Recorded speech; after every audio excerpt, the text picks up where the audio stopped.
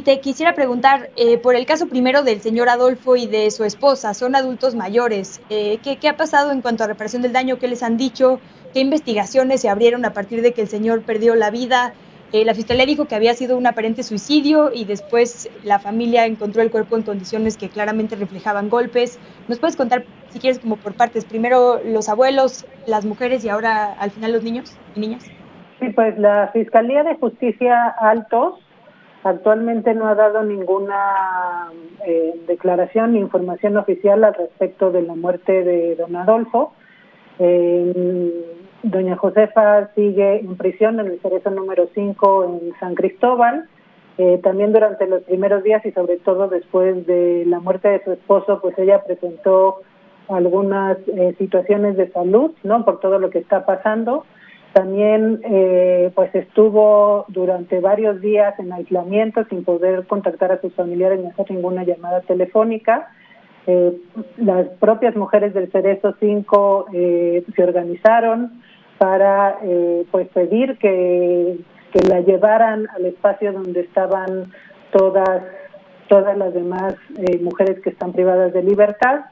Entonces, bueno, por eso también tememos pues digamos el daño irreparable de la muerte de Adolfo, que también pues pueda tener o ya tiene daños a la salud tanto de Josefa, pero también de las otras 3 mujeres que están detenidas, que tenemos conocimiento también que hace un par de semanas, una de las bebés que está en el penal de la Mate con sus mamás, fue llevada al hospital por un problema en la laringe y estuvieron ahí 5 días, pero que también han tenido diarreas, ¿no? Que han sido atendidas ahí en el penal, pero que bueno, vemos que también la situación de salud de las 3 bebés que están con sus mamás y de las propias mujeres, pues está en riesgo por toda esta situación.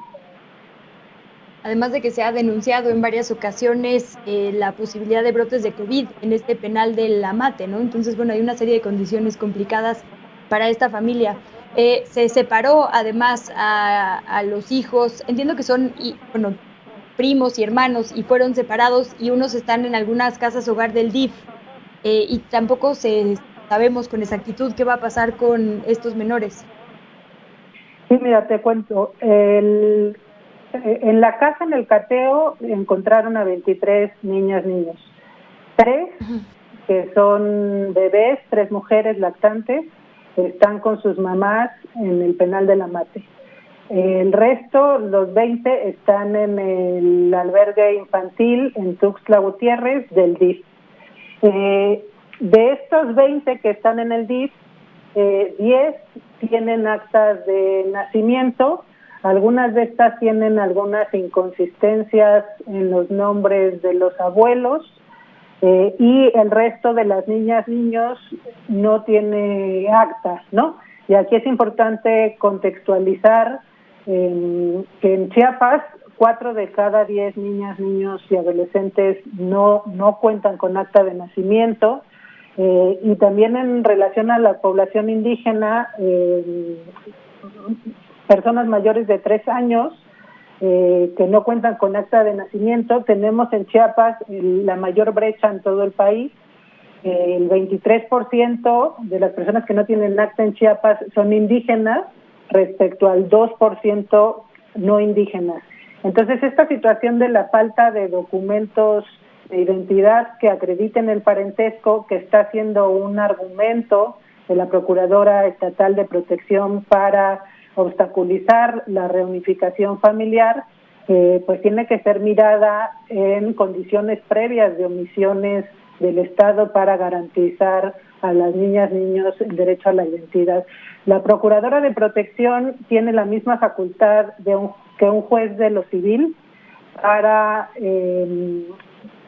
con base en todos los elementos a la vista, los testimonios de las niñas, niños, de las propias mamás, que estuvieron, por cierto, 4 días en el DIF antes de ser trasladadas a La Mate, los propios testimonios y comparecencias de los familiares, pues que efectivamente son familias, y la Procuradora podría, con esos elementos, acreditar el parentesco. Sin embargo, hay una posición de que en la medida en que no se pueda acreditar, ya sea con una prueba de ADN o de las actas de nacimiento, pues no se va a poder reintegrar a las niñas, niños con sus familiares que han ido a comparecer ya ante la Fiscalía y ante el propio DIF para reclamar la custodia, en este caso, pues de sus sobrinas, sobrinos o de sus nietos.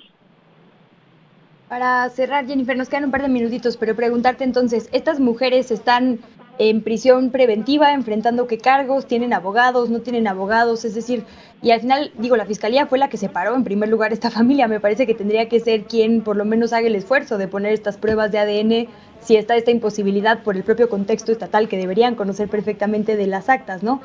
¿Ha habido algo de intención, por lo menos ahora que saben que esto fueron una serie de errores de su parte o ni siquiera?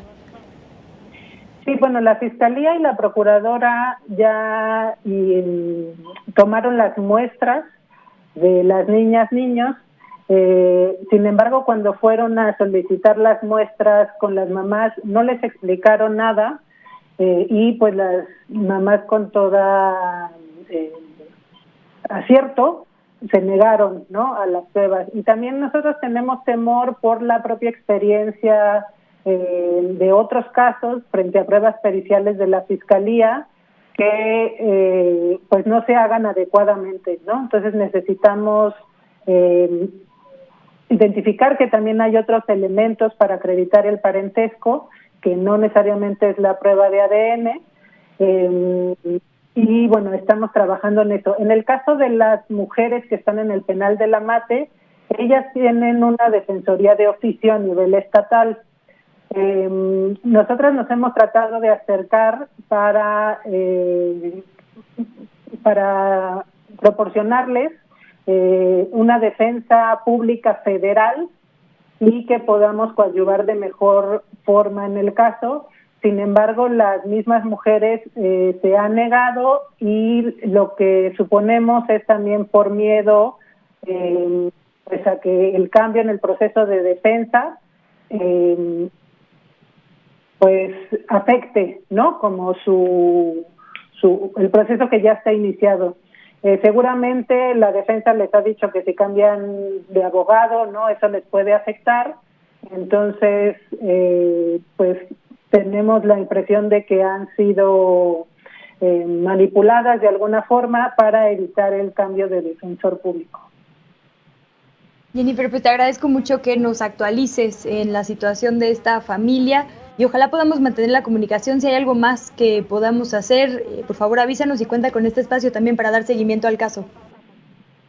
Sí, muchas gracias. Nada más, si me lo permites, el día de ayer en la noche, pues hubo un cateo también ilegal en la casa de uno de los reporteros que ha venido dando seguimiento a este caso, que es Argenis Esquipulas, que ha venido trabajando con Lucía Trejo, que es quien desde el principio visibilizó este tema y esta situación.